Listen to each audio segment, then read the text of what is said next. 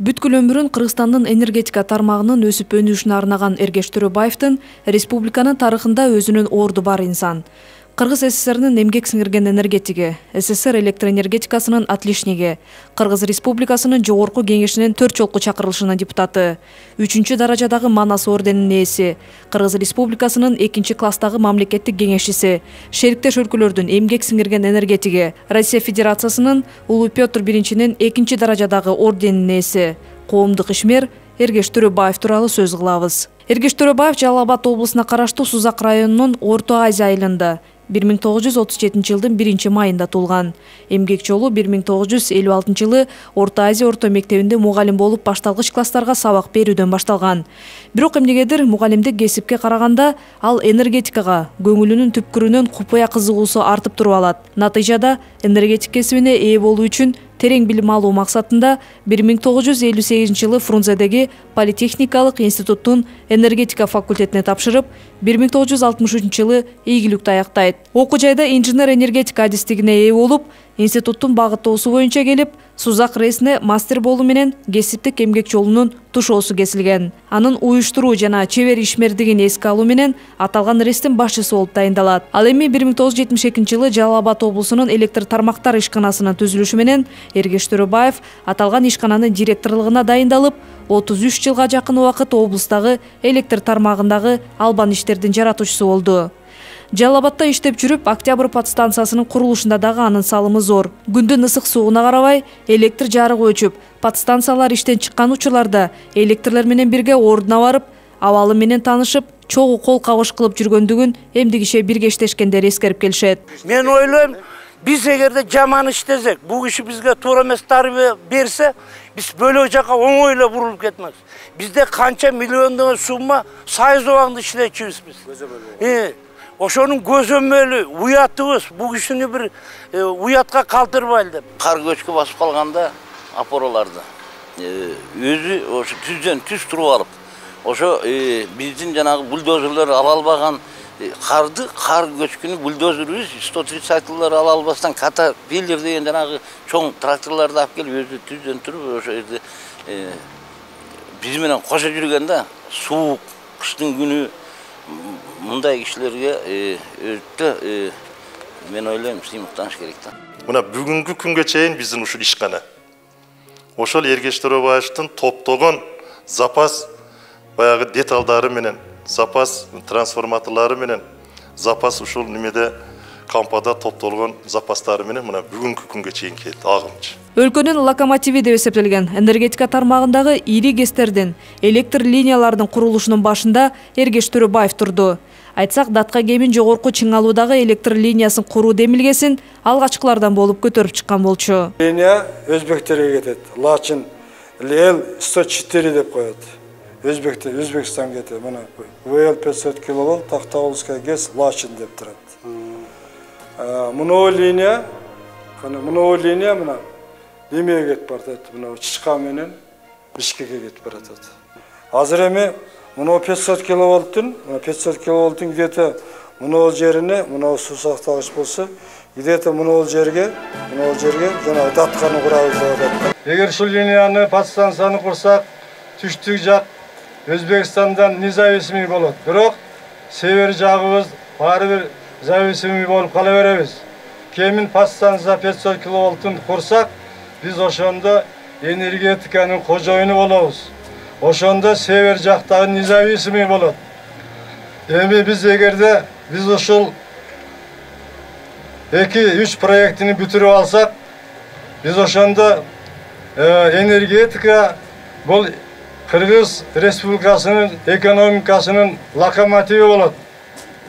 Эгерде биз камбарата бирде куруп алып, ушу системага киргизип алсак, сууну регулировка кылабыз. Бир гана камбарата бирде иштетип койсок, электр энергия менен полностью обеспечить этебиз. Чыгаган сууну токтогул суу сактагычына кармап калсак болот.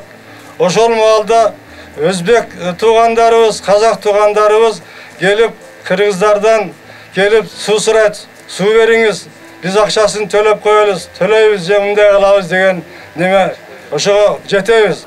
Аны ошо датка подстанцияны мен неме кылдым. Постоянно жаза баштадым. Шерге подстанция куруш керек. Өзүбүздүн урабат өткөн кубаттуулугун шерден кармап калып, өзүбүз пайдаланышыбыз керек деп. Анан ошо мен идеям менен аракет башталды. Биринчи какта кабыл алышпады. Анан кийин кайрыла бердим. Кайрылып отуруп анан 2003-жылы Совет Безопасностьна да совещание өткөрүшүп, анан ошол жерден чечим кабыл алышты. Ушул проектини датка 500 киловольт, датка Кемин линиясы, анан Кемин 500 киловольт линиясын техник-экономический жагын эсептеп көрөлү дагы. Анан эгерде нормальный болсо проект жасайлы деп ошол жерден чечим кабыл алгандан кийин иш жүрө баштады. 2003-жылы ошол кабыл алгандан кийин анан проект техник-экономический жагын эсептеп көрүшүп, анан проект жасады. Анан 15-жылы линия курулду, Кемин курулду. Ошентип биз өзүбүздүн иштеп чыгарып аткан электр энергияны өзүбүз бөлүштүрүп калдык. Өзүбүз командовать этип калдык, башкарып калдык. Биз өзүбүз устойчивый электр энергияны создавать еттик Кыргызстанда. Мурда север жак көбүнчө Өзбекстандан, Ташкенттен алчу, где-то 30-40% через Токтогул алчу. Калганы бардыгы Өзбекстанга кетчү да, ушундай болгондо. Азыр эми өзүбүз бөлүштүрүп, өзүбүз неме кылып, өзүбүз командовать этип, өзүбүз башкарып калдык да. Эргеш Төрөбаев өлкөнүн энергетика тармагында азыр деле көйгөйлөр көп дейт. Камбар-Ата биргеси курулмайынча энергетикалык көз карандысыздык жана коопсуздукту камсыз кылуу кыйын болот дейт. Биз Камбар-Ата биргесин куруп ала турган болсок, биз энергетика чындыгында биз Кыргызстандын экономикасынын локомотиви болмок. Мен жана өзүмдүн выступлениемде уктуңар. Берде көп адам түшүнбөйт да, эмне үчүн эле Камбар-Ата бир деп атат деп. Себеби дегенде биз Камбар-Ата бирди курмайынча Токтогул ГЭСин токтото албайбыз. Токтогул ГЭСин токтоттук дегенче токтотуучу свет жетпейт Кыргызстанга. Ылдый жагында ГЭСтер токтойт. Курупсай ГЭС токтойт, Ташкөмүр ГЭС токтойт, Шамалсай ГЭС токтойт. Себеби дегенде Токтогул ГЭСин тоскондо суунун баары токтойт. Биз сууну суу жөнүндө, сактоо жөнүндө көп маселе келип атпайбы? Суу жетпей калып атат, мындай болуп атат деп. Эгер Камбар-Ата бирди курсак, Камбар-Атадан суу сактагычы 7,5 миллиард куб суу емкосу бар. Камбар-Ата бирдин мощносту Токтогулдан 1,5 эсе күчтүү.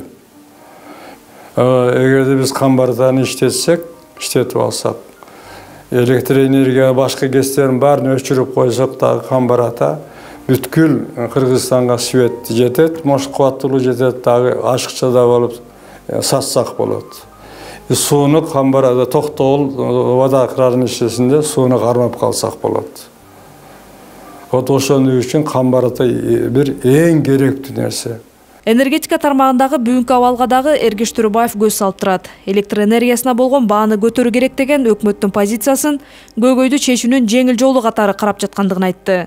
Биз иштеп атканда 12.000 адам Кыргызстан боюнча 12.000 адам иштөөчү энергетикада. Азыр энергетикада 26.000ден ашык адам иштейт. Биз зарплатабыз, менин зарплатам максимум акыркы жылдары, 2005-жылдары. Меники бардыгын кошкондо 9.000 зарплата алчумун. Азыркы кезде 60-70-100.000ге чейин зарплата алышат. Биз иштегенде Жалал Абад электр энергетикасын иштегенде сбытта менде 300 адам иштечү. Анан мен бизди бөлгөндө мен 800 адам аларга берип, сбыт, анан кийин дагы 35 киловаттка чейинки линия деп, Ana Высоколты сетке директор болып мен қалдым, где-то 350 адам менен. Азыр 2,5 мың адам иштейт. Алардын алдында совет директор аларга төлөш керек огромный суммаларды. Анан кийин инспекциясы бар, ага төлөш керек. Вообще ушундай бир структуралар, ушундай бир немелер деген вообще көбөйүп кеткен да. Ушул боюнча мамлекетте жогорку жетекчилерибиз көңүл бурбай атат. Биз дагы бир правительство жактан силер мынча сокращение кыласыңар, канчадан зарплата аласыңар, эмне үчүн мынчадан аласыңар деп айткан адам жок.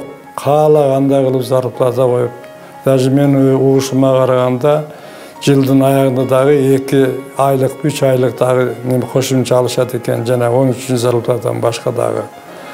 Ошентип баягы акча көбүнчө эле бул жака затырат болуп калып атат дагы, бул жака кура турган жакка акча калбай калып атат. Анан давай бааны көтөрөлү деген маселе чыгып атат да. Жеңил жагына карап атышат. Легендарлуу парламенттин жогорку кеңештин 4 жолку депутаты болгон Эргеш Төрөбаев азыркы парламенттин ишине дагы көз салып турат. 6-чакырылыштын эл өкүлдөрү кандай мыйзамдарды кабыл алып, кандай иштеп жаткандыгына токтолду. Легендарлуу парламент болуп иштеп келгенибизде бизде эч кандай бир льгот болгон эмес.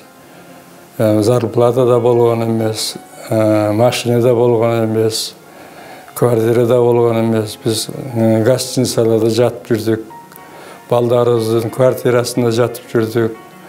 Иштегенибизде эч кандай бир нерсени талап кылбастан ынтымакта иштечүбүз, аракет кылчубуз. Ушул жаңы демократияга өткөндөн кийин биз жаңы закондорду чыгарып, өзүбүзгө ылайыктуу закондорду чыгарып, тездетели деп күнү-түнү иштечүбүз. Ар күнү саат 9-10 чейин кечинде ушуга чейин иштечүбүз.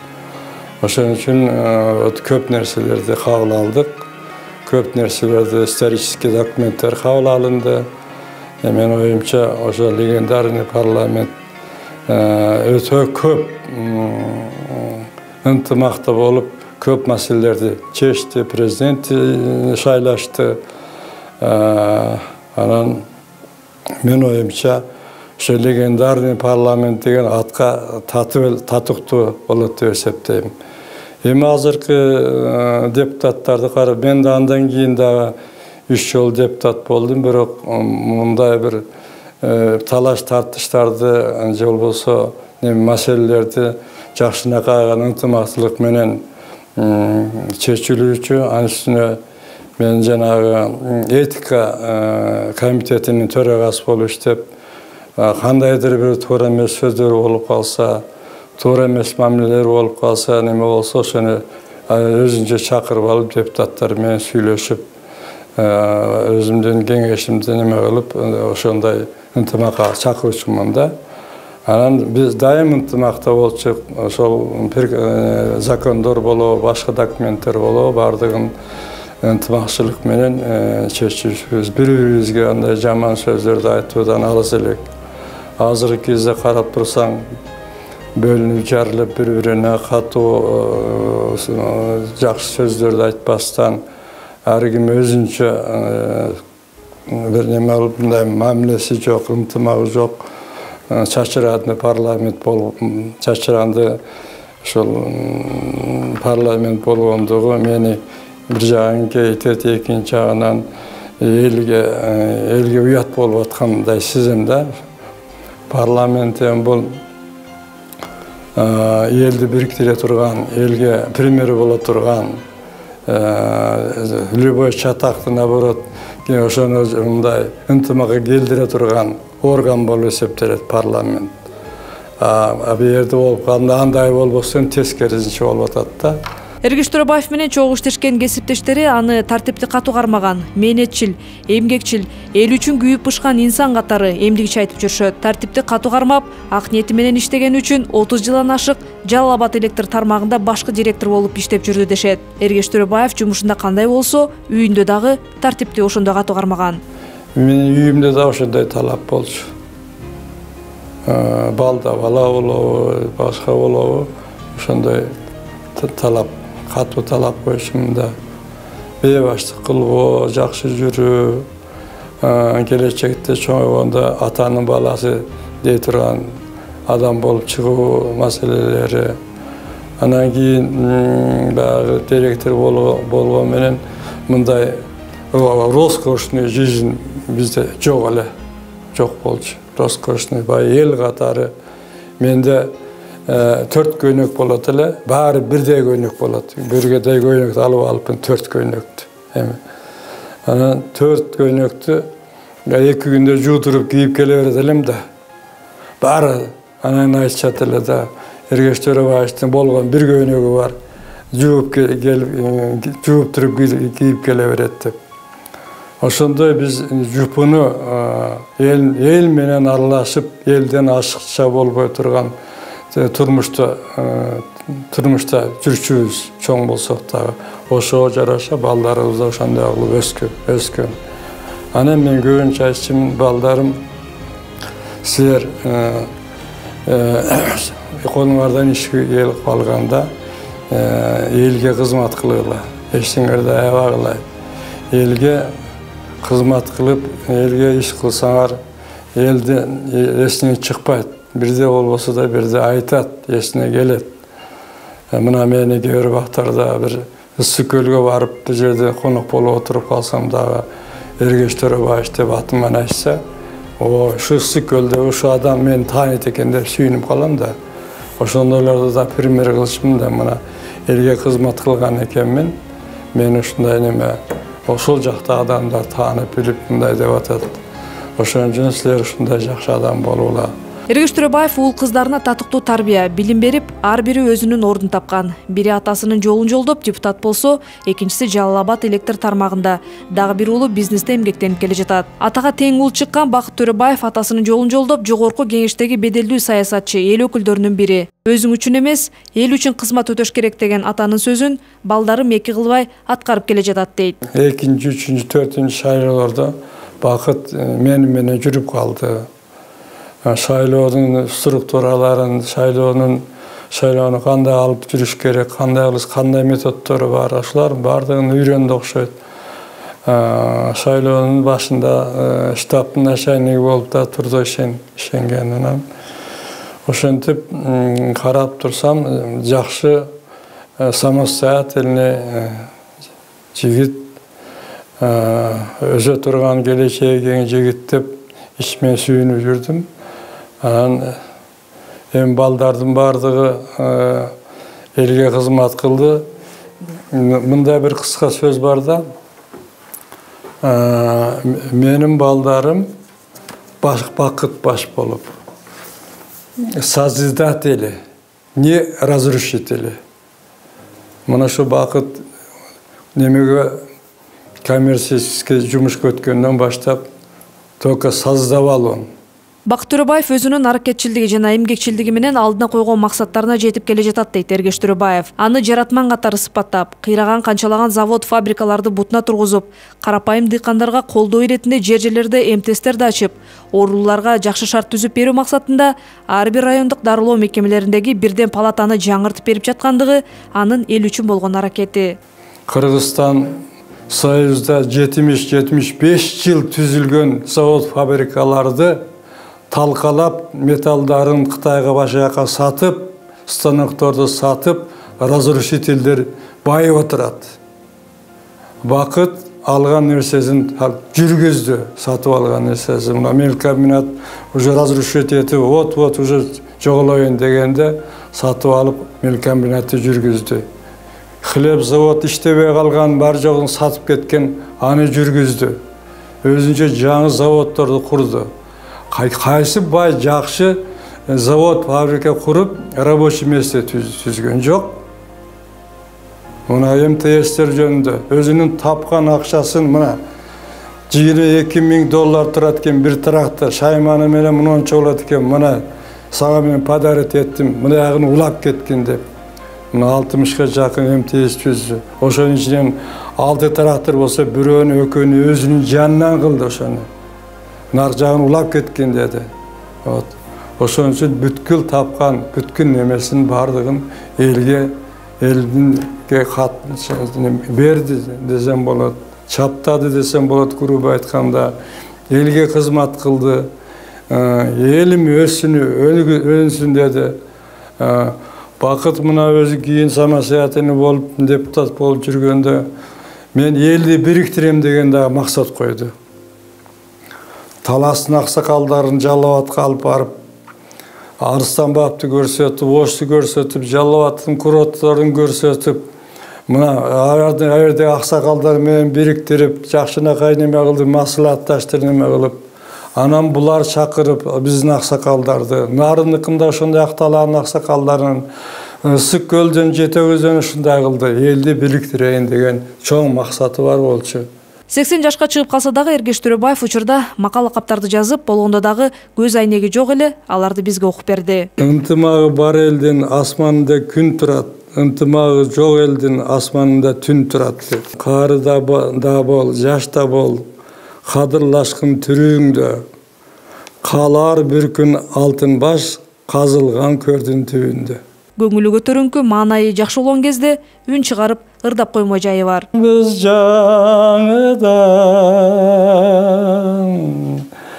жарым карышчылыгым келбей жаныңдан,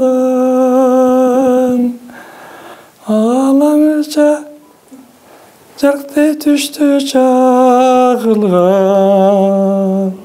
Өлкөнүн электр энергетикасынын өсүп өнүгүшүнө өзгөчө чоң салым кошкон Эргеш Төрөбаев бул тармак боюнча бир катар китептерди жазып чыгарган. Анын эмгектерин бир эле Кыргызстанда эмес, шериктеш өлкөлөрдүн энергетика тармагындагы адистер белгилеп келишет.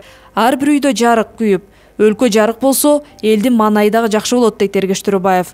Кыргызстандын энергетикасы башка өлкөлөрдөн көз карандысыз болуп, өлкөнүн локомотивине айланышына анын жасаган аракети чоң экендигин эч ким тана албайт.